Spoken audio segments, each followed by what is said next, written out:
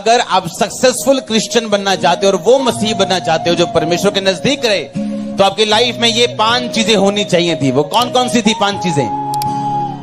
पहला क्या था? हाँ, आपकी प्रेयर सेल्फ सेंटर्ड नहीं होनी चाहिए। आमीन। कि जब भी प्रार्थना करने के लिए बैठे तो सिर्फ अपनी प्रेयर कर रहे हैं हम। जब भी प्रेयर शुरू की तो अपनी प्रार्थना कर रहे हैं। जब भी प्रेयर शुरू की चंगाई की प्रार्थना हो रही है या जो मेरी जरूरत है उसके अनुसार प्रेयर हो रही। इसलिए बाइबल कहती तुमने जो मांगा वो पाया नहीं, इसलिए कि तुम व्यभिचार में उसको उड़ा दो। अब तुम मांगो तो पाओगे, क्योंकि तुम परमेश्वर की महिमा के लिए मांग रहे हो। आमीन। इसलिए अगर आज आप प्रेयर करने के लिए बैठे अपने घर में, तो आपकी पहली प्रेयर होनी चाहिए जो वर्शिप होनी चाहिए। इसलिए प्रभु यीशु मसीह ने अपने चेलों को बोला था, जब तुम प्रार्थना करने के लिए बैठो तो बोलो, हे हमारे बाप तू स्वर्ग में तेरा नाम पाक माना जाए। लोगों ने इसको प्रार्थना समझ लिया कि ये प्रार्थना है। ये प्रार्थना नहीं थी। कोई भी प्रार्थना 2 मिनट की नहीं होती। आपको क्या लगता है कि प्रभु यीशु मसीह चेले को डांट रहे हैं, ए चेले तू 1 घंटा भी मेरे साथ जाग नहीं सका? तो जब चेले बोले प्रभु मुझे प्रार्थना करना सिखा, तो परमेश्वर 2 मिनट की प्रार्थना सिखाएंगे क्या? यीशु मसीह मिनिमम बोल रहे हैं कि तू 1 घंटा भी नहीं जाग सका मेरे साथ, डांट रहे हैं उसको। और जब चेले बोल रहे हैं मुझे प्रेयर करना सिखा, तो क्या 2 मिनट वाली सिखाएंगे? हे हमारे बाप तू आसमान में तेरा नाम पाक माने तेरा राज आए, 2 मिनट की प्रेयर सिखाएंगे? नहीं। ये एक प्रेयर का स्टाइल था कि जब तुम पहले बैठो तो बोलो तेरा नाम पाक माना जाए, उसकी वर्शिप करो पहले 15 मिनट, 20 मिनट, आधा घंटा। परमेश्वर ने कहा जब तू प्रेयर करने के लिए बैठे तो मांग कि तेरा राज आए, हे पिता तेरा नाम पाक माना जाए। जब तू प्रेयर करे, तेरी प्रार्थना सेल्फ सेंटर्ड नहीं होनी चाहिए। कि जब भी परमेश्वर की हुजूरी में गए तो रोते और पीटते हुए गए, हे परमेश्वर तू नहीं जानता मैं कितनी दुखी हूं, तू नहीं जानता मैं कितना दुखी हूं, क्यों मेरा वीजा फेल हो गया, क्यों मेरे बेबी के साथ ये कर दिया, वो कर दिया, फलाने ने ये कर दिया। No no no no no no. आप जितने मर्जी दुखी हो, वचन नहीं मुड़ता उसका जो कहता है कि उसके फाटकों से धन्यवाद करते हुए उसके आंगनों में स्तुति करते हुए प्रवेश करो। पुराने टाइम में जब औरतें या बंदे राजा की हुजूरी में जाते थे तो इस तरह से जाते थे। राजा के सामने जाने से पहले बोलते थे, हे राजा तू चिरंजीवी रहे, तेरा नाम ऊंचा हो, तू लंबी उम्र पाए। हाँ, वो ऐसे राजा को बोलते थे। तब बोलते थे कि राजा एक काम आया हूं, मेरा ये काम मुझे करना है, आप कर दोगे क्या? तो राजा काम करता था।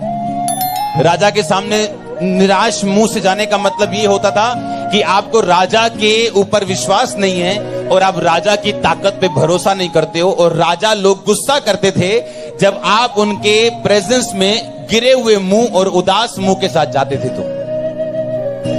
तो सोचो, जो राजाओं का राजा परमेश्वर है, उसके सामने अगर सही रीति के साथ नहीं जाएंगे तो क्या होगा हमारा? कितनों को समझ आ रही है? अब आपको यह पता है कि मेरी प्रार्थना सेल्फ सेंटर्ड नहीं होनी चाहिए।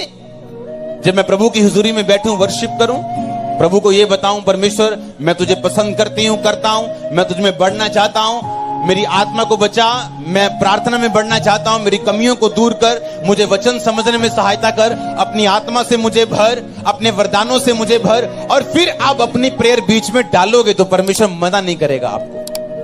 पकड़ते ही बोलते हैं, परमेश्वर ने कहा मैं तुझे सौंपा, मैं तेनू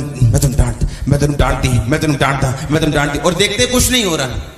बाइबल में लिखा है जब पतरस लंबे समय तक परमेश्वर के साथ रहा, एक दिन परमेश्वर ने उसे बुला के बोला, मैं तुझे अधिकार देता हूं दुष्ट आत्माओं को निकालने का। लिखा पतरस तब गया और दुष्ट आत्माओं को निकालने लग गया। मसीह जिंदगी सिर्फ, अगर बाइबल में क्यों, मैंने लास्ट संडे बताया था क्यों परमेश्वर ने यह कहा कि तुम पवित्र शास्त्र और परमेश्वर की सामर्थ्य नहीं जानते, इस कारण भूल में पड़े। हालेलुया। उसने यह अकेला नहीं कहा तुम पवित्र शास्त्र नहीं जानते इसलिए भूल में पड़े हो, तुम वचन नहीं जानते इसलिए भूल में पड़े हो। परमेश्वर ने कहा तुम वचन नहीं जानते और तुम परमेश्वर की सामर्थ्य नहीं जानते, इस कारण तुम भूल में पड़े हो। आज कौन से लोग भूल में पड़े हैं? जो चर्च में आ रहे हैं, वचन सुन रहे हैं, वचन में लिखा परमेश्वर ने ये कहा और वो करना शुरू करते हैं, रिजल्ट नहीं आता। क्यों? क्योंकि बाइबल में लिखा पतरस को तब अधिकार मिले थे जब पतरस लंबे समय तक परमेश्वर के साथ साथ चला। कोई लालच नहीं, फिर भी साथ साथ चला। अपना घर छोड़ के साथ साथ चला, बिजनेस छोड़ के साथ साथ चला। और जब एक लंबा समय हो गया परमेश्वर के साथ पतरस को चलते, एक दिन परमेश्वर ने कहा पतरस आज मैं तुझे अधिकार देता हूं दुष्ट आत्माओं को निकालने का। इसलिए मैं कह रहा हूं ये वचन सबके लिए नहीं है कि मैं तुम्हें अधिकार देता हूं दुष्ट आत्मा को निकालने का। लेकिन जो विश्वासी हैं वो दुष्ट आत्मा को निकालेंगे। क्या आप विश्वासी हैं या नहीं, आपका दिल जानते हैं। कौन है विश्वासी जिसने अपनी जीवन की किसी परिस्थिति को अपने ऊपर हावी नहीं होने दिया? कौन है विश्वासी जो लंबे समय तक परमेश्वर के साथ चला बिना किसी लालच के? जब प्रार्थना का उत्तर आया तब भी, जब नहीं आया तब भी आमीन।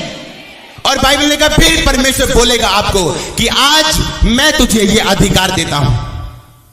आप पहले दिन चर्च में आके 1 साल में बाइबल पढ़ते हो, सारे हुक्मों को आप एक्सरसाइज कर सकते हैं, कोई प्रॉब्लम नहीं। आप मान सकते हैं, आप उसकी एक्सरसाइज कर सकते हैं, लेकिन आपको यह बात पता होनी चाहिए कि सब कुछ आपके संबंधों पे निर्भर करता है जो परमेश्वर के आपके साथ है। हालेलुया। शैतान चालाक है। अगर आप उसके वचन में छुपे नहीं रहेंगे और वचन के अनुसार नहीं चलेंगे, वो आपको मूर्ख बनाएगा। अगर आप छुपे रहेंगे और चलते रहेंगे तो आप शैतान को मूर्ख बना सकते हैं। हालेलुया। कितना टाइम आप रोज परमेश्वर के साथ बिताते हैं? आप किस तरह से चलते हैं जब नेगेटिव डेज आपकी जिंदगी में आते हैं, जब बुरे दिन आपकी जिंदगी में आते हैं? कितना टाइम आप किस तरह से परमेश्वर के वचन को अपनी जिंदगी का आधार मानते हैं और वचन पे चलते हैं? फिर परमेश्वर उसी हिसाब से आपको अधिकार देते हैं। ध्यान से अपनी अपनी बाइबल पढ़ो, स्टडी करो। क्या परमेश्वर ने पहले दिन उसको अधिकार दिया था, पतरस को? क्या चेलों को पहले दिन जब बुलाया अधिकार दिया? क्या 6 महीने के अंदर दिया? कितने देर बाद परमेश्वर ने अधिकार दिया? तो अपनी अपनी बाइबल को ध्यान से स्टडी करो। परमेश्वर ने कहा तुम स्टडी नहीं करते, तुम पवित्र शास्त्र को नहीं जानते, इसलिए तुम भूल में पड़े हो। मैं लोगों को बाइबल पढ़ते देखता हूं, लेकिन सिर्फ एक ग्रंथ की तरह 3 पेज पढ़ लिए जी, आज आधा घंटा पढ़ लीजिए। क्या जो पढ़ा वो समझा? क्या आपके अंदर सवाल नहीं आए? क्या आपने अपने सवालों का जवाब बाइबल से नहीं मांगा, परमेश्वर से नहीं मांगा? जब आपने मांगा तो परमेश्वर एकदम नहीं देते, लेकिन महीने बाद आपको जरूर देंगे, क्योंकि उसने लिखा अगर तू प्यास है तो मैं तेरी प्यास को बुझाऊंगा। बाइबल में लिखा जब वो साथ साथ चले, एक दिन परमेश्वर ने अधिकार दिया और बोला अब तुम दुष्ट आत्मा को निकालोगे। मैं तुम्हें अधिकार देता हूं, जाओ दुष्ट आत्मा को निकालो और जाओ सब प्रकार की बीमारी और दुर्बलताओं पर अधिकार रखो। एक टाइम था दाऊद का लड़ने का, संघर्ष करने का। एक टाइम था जब शांति के और आनंद के दिन उसकी जिंदगी में आए। अगर आप किसी डॉक्टर से मिलें, किसी इंजीनियर से मिलें जो बहुत ऊंची पोस्ट पे लाखों आज कमा रहा है, उसको बोलो तेरी मेहनत के साल क्या थे? वो बोलेगा 20 साल से लेके 26 साल तक। वो बोलेगा मैंने मेहनत की 18 साल से लेके 26 साल तक। मैंने ट्यूशनें पढ़ी, मैं अपनी बुआ की शादी पे नहीं गया, मैंने क्रिकेट मैच नहीं देखा, मैंने कुछ नहीं देखा, मैंने सिर्फ मेहनत की। आज वो लोग अपनी कुर्सी पे बैठे आनंदित हैं और दूसरे लोग संघर्ष कर रहे हैं जो क्रिकेट देखने वाले थे 18 से 26 के बीच में। हालेलुया।